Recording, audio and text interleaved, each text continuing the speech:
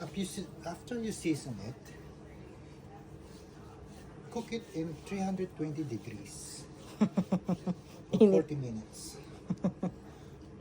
No. This is the tough part. You need additional 30 minutes for this one.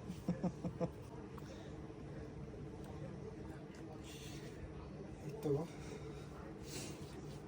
the good thing dito sa minamarinade natin, meron ng luya. Para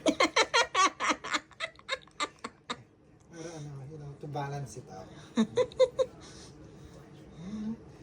Buo pa yan.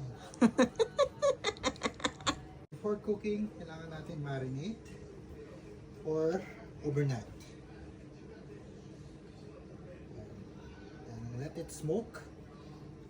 May hamonado na tayo. Thank you, Chef.